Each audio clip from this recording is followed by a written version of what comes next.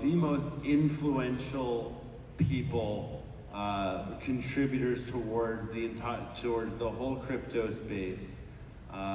He is one of the founders of Tether, which is really the first stable coin. He'll speak a little bit more about that. He's also the co-founder of BlockV.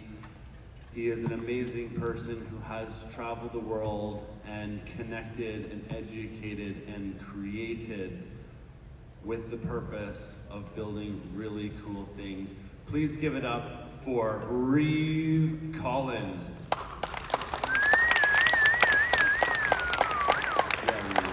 Thank you. All right, well, welcome everybody.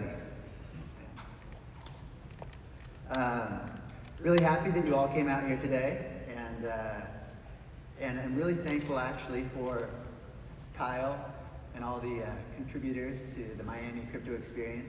It's always amazing to see these conferences over the years grow and grow, and also it's really amazing and impactful to see how the technology changes. And I have been in the space for quite a while, and that's what I wanted to talk to you guys about today, is the new frontiers. What has crypto really delivered to the world? What is this new technology and what is its impact? So in this talk, I just want to kind of touch on really big use cases of the technology, entirely new asset classes. Next slide, please. I'm going to do this a lot because the clicker, the Bluetooth doesn't quite work this far. So with all the wonderful tech that we have, sometimes it gets to be challenging. So it's an amazing world that we live in today, that everybody gets to experience Bitcoin and the transition that's taking place within our world. So these new asset classes, Bitcoin, stable coins, smart contracts, ICOs, DeFis, NFTs, Metaverses, and meme coins, right? A lot of people have tons of knowledge and a lot of people are new to this space, but I want to touch on each one of these things and show you how they've opened up entirely new ways to do pretty much everything. But in the beginning, like, who am I? Thanks again to Kyle for such a wonderful introduction. But my name is Reeve Collins, and I have made a career of predicting trends, solving problems, and really being on the leading edge of major technology shifts. I was co-founder and CEO of Tether, the first stablecoin, and then co-founder and CEO of BlockV, the very first NFT platform. But I graduated college from Washington State University in 1997. The internet was still in its infancy, and it was just starting to be used by ordinary people, and I was starting to feel the impact that it might have. But like any college grad, I needed a job. So what did I do? I looked in the newspaper. That's all we had back then, was the want ads. There was no Craigslist or LinkedIn or anything else. So I looked around the paper and I found a job at an internet company. And I still find that funny that I had to find my first job at an internet company in the newspaper. But I got very lucky. I saw a listing for a small startup company in Seattle called Avenue A. I was the 7th person they hired, and Avenue A turned out to be the first ever online advertising agency. The first company to realize you could actually make some money putting ads on the internet. That company exploded onto the world with the rise of the internet, and it went public for $6.6 billion at the peak of the bubble. So I got a front row seat to see just how transformative the internet would become. But not only that, I was able to contribute to how that technology could impact the world. And that experience in seeing the world-changing technology that the internet delivered, it set me up for a lifelong career on the cutting edge of technologies. So, the crypto market cap evolution. You fast forward a little while and Bitcoin hit the scene. In about 14 years, we went from zero, 2008, right when the white paper first came out, to $3 trillion. Oh, next slide. Sorry, I missed that last time. There's my bio. One more slide. The crypto market cap, 14 years to $3 trillion. It's a little hard to see the numbers on the side, but not many scales you see are measured in trillions. So that's 2 trillion, and we just are almost at 3. So from the peak of the internet in 1999, we had to wait about 10 more years for another world-changing technology to come, Bitcoin. Bitcoin was introduced in 2008. And it took another 5 years for it to become really gaining some recognition. CoinMarketCap didn't even start recording it until it hit around $100 in 2013. But from there, it still took more years for blockchain technology to become recognized by the majority of people. And that's when the pace of innovation really started speeding up. Look, there was a new way to move money, the blockchain. And then a new type of money, Bitcoin and the other cryptocurrencies. The next wave is the tokenization of real-world money, Tether, back in 2014. Then smart contracts. And after the smart contracts came about, the advent of Ethereum, it still took a few more years for the ICO boom to hit. It took a few more years for those use cases to be recognized. Because it takes a long time for this technology to sink in and find a place. But when the ICOs came on the scene, they exploded. And then DeFi, NFTs, Metaverse, and DAO. So let's start in the beginning with Bitcoin. It's the breakthrough that launched 1,000 currencies, right? Bitcoin, a revolutionary, next slide please. Bitcoin, a revolutionary innovation that changed everything, right? It's a new way to move money. It's a new way to confirm transactions without oversight. Basically, it uses the internet to move money from one person to the other. Everyone here knows that, but the impacts of that invention are so profound. But just as importantly, Bitcoin introduced to the world a new way to use code to determine monetary policy. It's the first time that math does it rather than the agenda of the individual. So math and technology have now provided the ability for anyone in the world to create and control money. This is the most coveted power of kings and governments, and it's now in the hands of the people. You know, at first, many people didn't grasp the importance of this. It's too obscure, it's too complicated, and because for the US citizens, it's not that hard to move money around. The US dollar is fairly stable, and many of us weren't impacted by the problems that Bitcoin said it was going to solve. We easily forget that 50% of the world has limited access to subpar financial institutions. And in addition to that, if you're to rank the world's currencies, the US is always on top. However, the invention of Bitcoin has delivered a global solution to provide financial inclusion for all. And the proof of this is finally being seen. It's best illustrated by El Salvador, a country that is exactly that, poor access to subpar financial institutions. And so they have now made Bitcoin legal tender. So it's required by law to accept it. Many more countries are soon going to be following suit. So it'll finally create financial inclusion for those who never had that opportunity before. So it's easy to see how blockchain technology ranks as one of the most important inventions in human history. You know, as a side note in the very beginning, Bitcoin and blockchain, it was all just called Bitcoin. If you were referring to the protocol, you'd have to say big B. If you're referring to Bitcoin, you'd say little b. As if it wasn't all confusing enough already, that just compounded it. I remember back in 2013, I was at a place called Bitropolis, which was a Bitcoin incubator created by Brock Pierce and William Quigley. The big B was being explained to me. They were saying how it's this protocol, and it's a blockchain, and it confirms things. It took me all about 5 seconds to say, well, why don't you call it a blockchain and call the coin Bitcoin? Look, I'm not trying to accept any credit or take credit for naming it, but I know within that circle, I was the first person to at least tease the two apart. It made it quite a bit easier. Yeah. So anyways, what came next? So now that we have Bitcoin and the blockchain, the next step was to move other assets the way you move Bitcoin, globally, instantly, and for free. It does seem so obvious now, but back then, no one wanted to move anything on the blockchain. They didn't even want to move Bitcoin. The entire market cap is only $2 to $3 billion. But however, one day in 2013, my friend Brock, he came up with an idea. He just told me, he said, we should put the dollar on the blockchain. Sounded good to me, and so a company was started. We created RealCoin. And not many people know that RealCoin is actually the first name for what everyone now knows as Tether. At the time, none of us knew the impact that that idea would have. But however, look at it today. We have amassed over $70 billion have been sent into Tether. Over $90 billion a day is traded. It's by far the most traded cryptocurrency in the world, and it ranks as one of the top 10 traded assets in the world. Tether truly is the foundation of the entire cryptocurrency ecosystem, and I feel very humbled that it's something that we created and delivered to the world.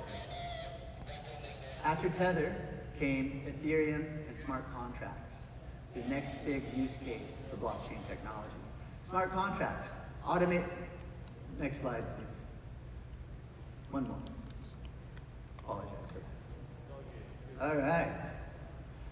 Smart contracts, automated transactions, laid the foundation for what's to come.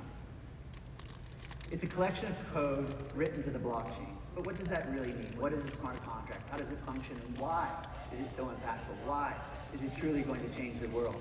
All these technologies leverage on each other to just make greater and greater impact. A smart contract, the easiest example is a vending machine. You put money in, you make a selection, something else comes out. So think of the ICOs, a very, very simple use case. You send Ethereum to a wallet, a calculation takes place and a different token comes out. This simple use case greatly increased the pace of blockchain adoption. It created the massive crypto run-up, the ICO craze of 2017. Yes, there was a huge crash after that, but that's okay. The important thing is that run-up captured global attention, worldwide awareness, poured tons of money into the space, and brought brilliant minds to create on top of blockchain technologies. There have been an estimated 800 ICOs raising about $20 billion, and all of that money has gone to further this technology. But what's even more exciting is that the use cases of smart contracts are just being explored, with more and more popping up every day. Smart contracts have created the possibility for entirely new industries that were never even thought of or possible before. Enter DeFi. Next slide, please. So decentralized finance. A lot of you have now hearing this buzzword in the last year or two. What is it? Well, the financial revolution will be in the hands of the people. The tools, as I said before, to create and to control and to create financial products are now in the hands of the people. This new movement, DeFi, emerged from Bitcoin, stablecoin, and smart contracts. Due to the sophistication that people are now able to do with smart contracts, DeFi has exploded onto the scene. Now a user with a crypto wallet can trade digital assets, get loans, give loans, take out insurance, and even simply stake their crypto for huge yields. Look, here's the most basic example, but it's a very powerful use case of how DeFi is going to change the landscape and enable people to have greater financial freedoms. Think about the loan process in traditional finance. It's cumbersome, it's slow, it's difficult. It involves many factors and takes a lot of time. A lot of people can't even qualify for loans, even if they have the collateral, even if they have a lot of assets. That's all changed in DeFi. Anyone in the world can now post crypto as collateral and get money wired right into their bank account. The whole process takes about 10 minutes. Well, except for the archaic wiring part. Who knows how long that part takes, but someday, hopefully we'll fix that too. But I don't want to go too deep into DeFi here. It's very complex and the landscape is changing every day. However, I do recommend that you all participate. Look, you're all here, you came to a crypto conference. I'm assuming you all have Bitcoin and Ethereum. And if you don't, why not? Just please don't tell me that the only cryptos you all own is meme coins. We gotta put a change to that. So, you'll find a good DeFi platform. Stake your crypto. Make your money work for you. Who doesn't want to be a yield farmer?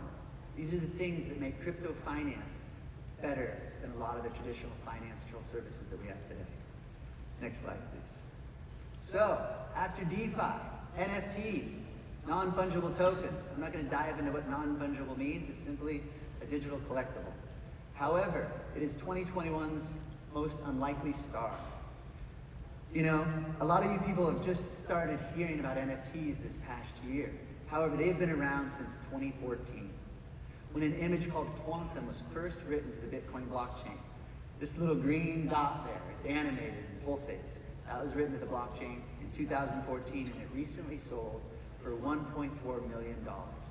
Just goes to show that people will collect anything. It's unique, and that is the value of NFTs.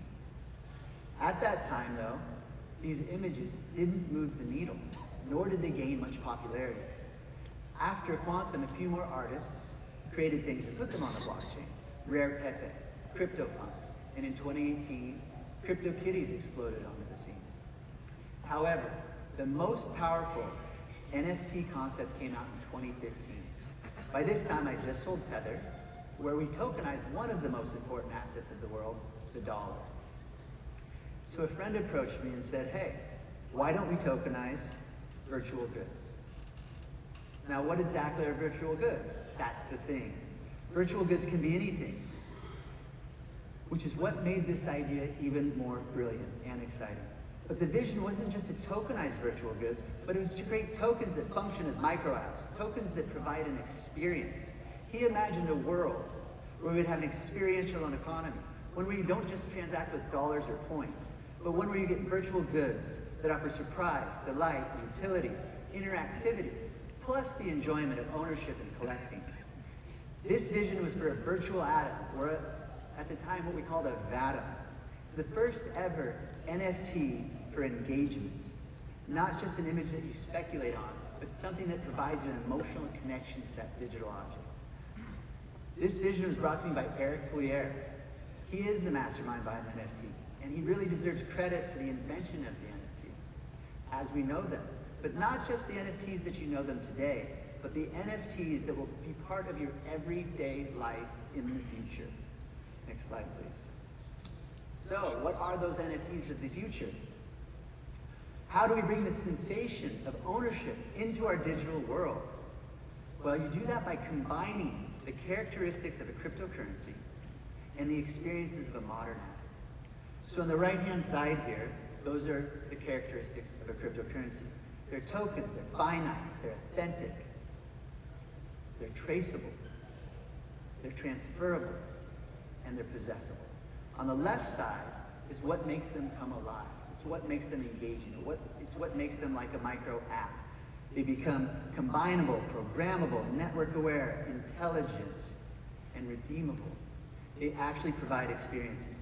This is what a real NFT is made of. It's not just an image in a wallet.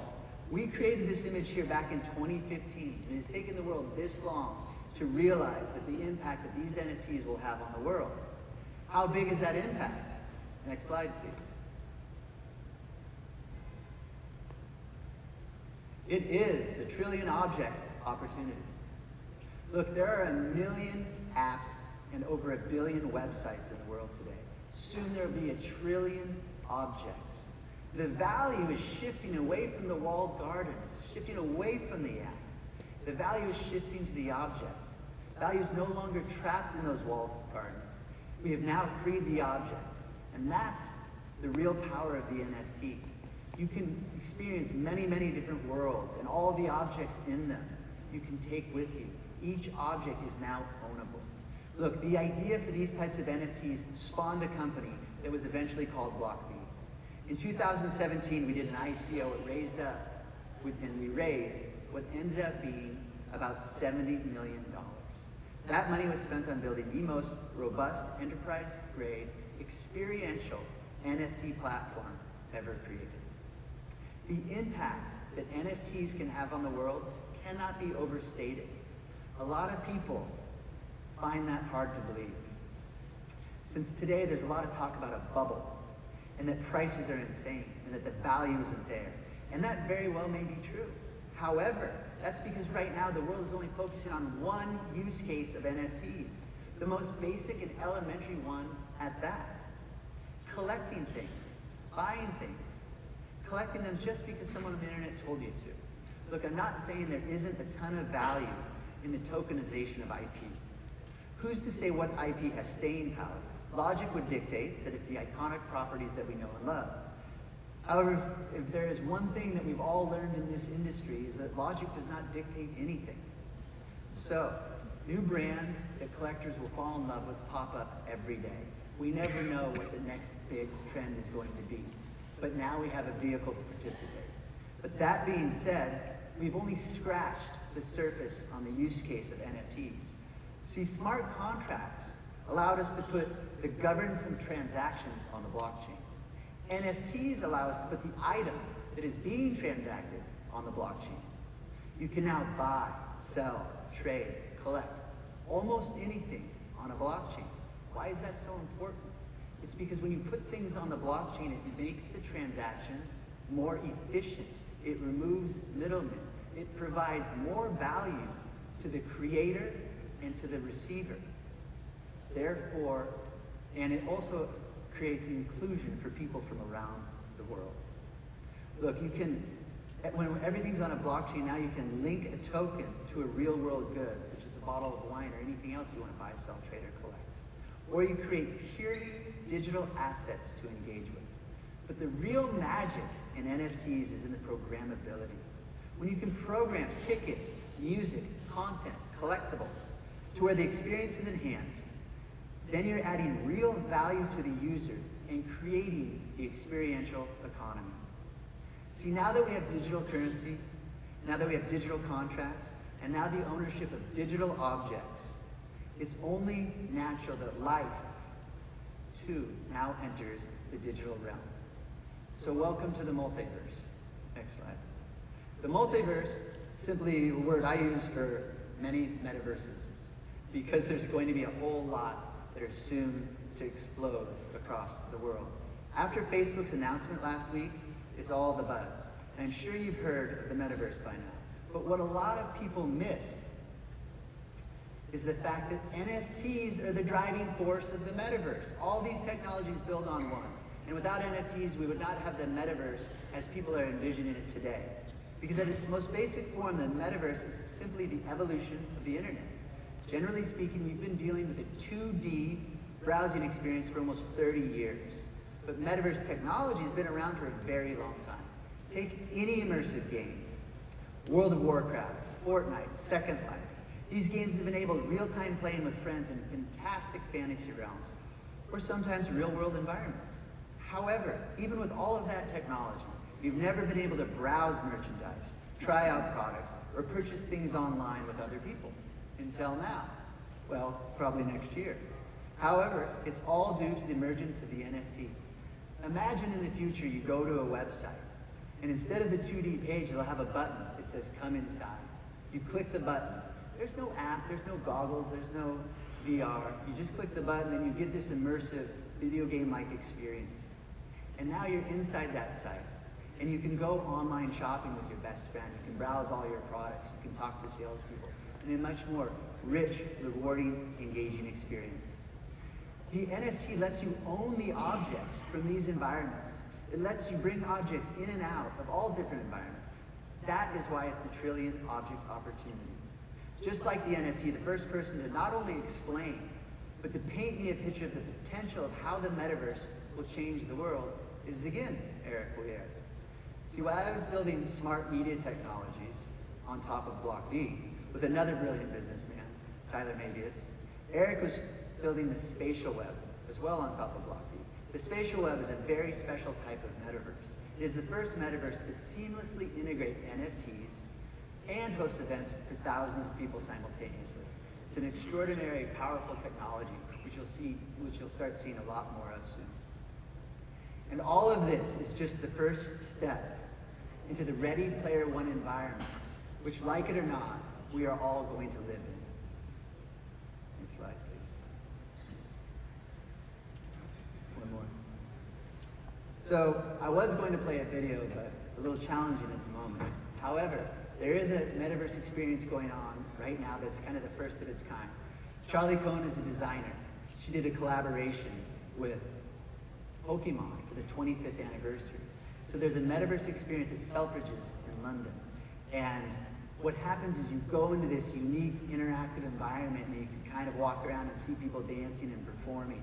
And then in places you can buy this physical collection that she created and was sent right to your house. It's cool, funky clothing.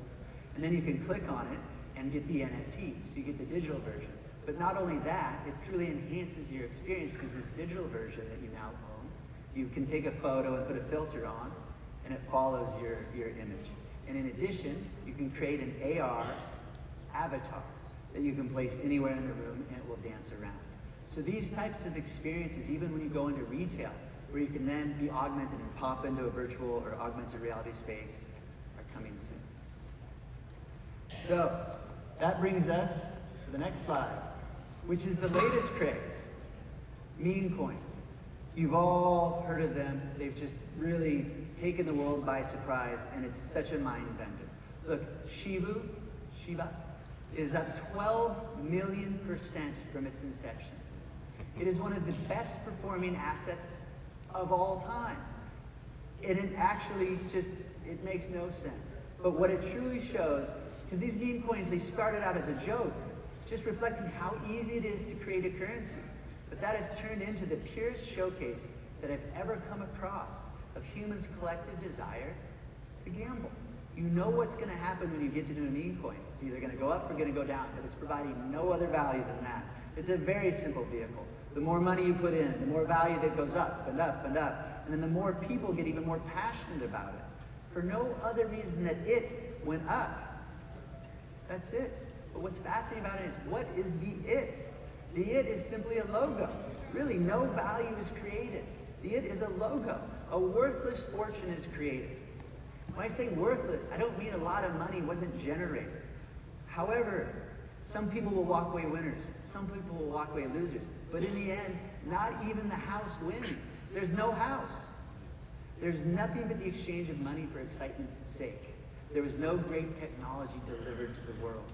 Look, it's anyone's guess how this is going to end. But if you get into the meme coin game, know it's just a ride, know what you're in for, and just make sure you're only doing it to have fun. However, how do we bring this all together? Next slide. So imagine if, in addition to the excitement, you could also contribute to a movement built upon extraordinary technology. Technology that can make a massive impact upon the world. What would happen then? Well, you would get, next slide. When you pair excitement with extraordinary technology, you get extraordinary things. Ethereum, Cardano, Solana, Bitcoin, which started it all. You get multi-billion-dollar market caps for tokens that support real technology and provide real value. Next slide. Look, you get these guys, powerful, impactful, amazing technology that really make a difference into the world. Next slide. You know, hopefully we just don't get more of these guys, because this is what the meme coin phenomenon is delivering. It's just a whole lot of goofiness. Let's get back to some real world use cases. Look, what can you do? How do we tie this all together? Where does that leave us? You came here to learn. I hope I've imparted a few things of our history and where we're going for you. But how do you get involved? How do you support projects that empower the betterment of the world and benefit you? Well, you have to find projects that fit all of the criteria. A project that involves world-class, cutting-edge technology, proven to do what it promises. A project committed to innovation, and which is created by visionaries determined to see it succeed. The reality is, there are a lot of these projects. I just listed them. But the real challenge is to find one that doesn't have a multi-billion-dollar market cap. You need room for the explosive growth. You need to find the technology that doesn't have the community. You need the ones that have the track record and a very low market cap. So what you should do, you all need to go out and do your research, discover the new platforms out there, see what you come up with. However, I will give you one tip. You should start that research with BlockV. Gotta throw that in there. And on that note, I want to add one more thing. So this is a new app. It's a fun app called Nifty World. A lot of you guys got an email the other night. This app was also built upon BlockV, and our very own Kyle Kemper is very instrumental in bringing this to market. So you can scan this QR code or click that link in your email, and you're going to get the Miami Crypto Experience NFT and a few other gifts.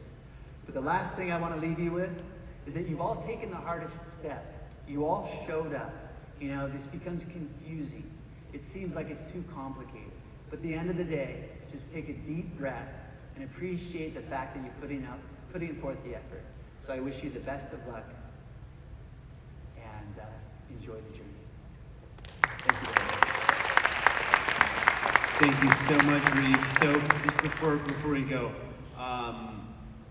you know, you're looking for those like really good coins, and BlockV definitely has a lot of kind of interest and utility. And full disclaimer, I hold BlockV, and I'm also the executive producer of Nifty World, which you all got images of or emails inviting you to. We've got a really cool app that allows you to take a picture. I'm going to take a picture with Reeve right now. and we're gonna post it. It's gonna be like a Polaroid that will go onto OpenSea, and here we go, turn that selfie on, here we go. You get one click, just like a Polaroid camera, so you gotta make it really good. And 1, 2, that we'll just take it. 2 bits. You get 2 picks. You get to pick your shot to make it really good. Right, 3, 2, 1. And we've got a cool Miami crypto experience frame too, and it goes immediately up to OpenSea. So we've really solved, or we've really created something amazing. Thanks to Reeve and his work with the BlockV team, they've built something like they said, the first NFT, real NFT platform.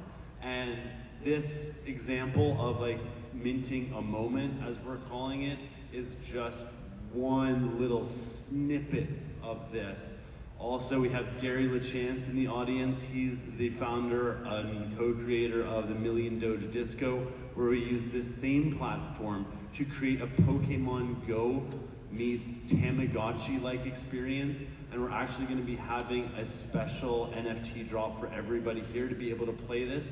And using the BlockV platform, you can go around the real world and pick up NFTs. There can be dispensers, treasure chests, and more all over the world that can be utilized by individuals, by brands, by movements towards catalyzing action and facilitating value exchange, part of this trillion object revolution.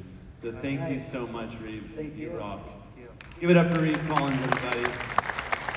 Also, I don't know if you heard, but he